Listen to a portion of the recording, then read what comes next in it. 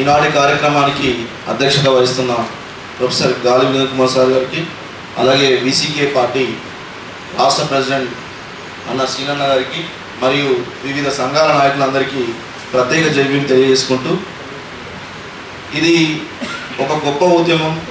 నిజంగా ఈ ఉద్యమాన్ని కనుక వేరే అగ్రవర్ణ పార్టీ నాయకులే కావచ్చు, అగ్రవర్ణ లీడర్సే కావచ్చు, ఇది టేకప్ చేసి ఉంటే మాత్రం దీన్ని ఈ పార్టీకి, ఈ మీడియా కావచ్చు మరియు ఈ రాజకీయ పార్టీలే కావచ్చు, దీన్ని ఈ పార్టీకి దేశ చరిత్రలో లెక్కించేటువంటి మూమెంట్గా చిత్రీకరించేటువంటి వాళ్ళు.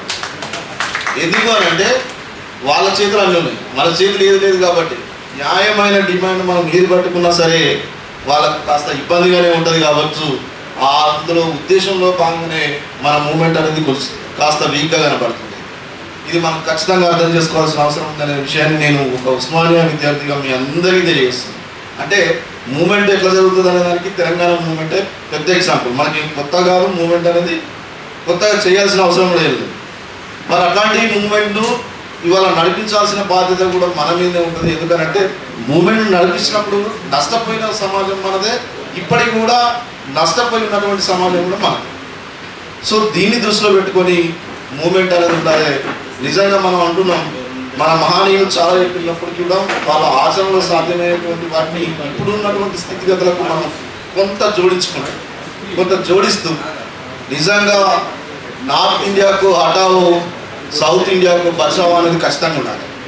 ఎందుకంటే అది లేకుండా మనం చేయలేము, అది ఉంటేనే సాధ్యమవుతుంది. ఎందుకంటే సంపద వాడి చేతిలో ఉంది. తెలంగాణ సంపదని వాళ్ళు కోసుకుంటున్నారు. వాడు కొత్తగా మండలాలు ఏర్పడితే కూడా వాడు ఛాయ్ పట్టు పెట్టిండు రాజస్థాన్ వచ్చి.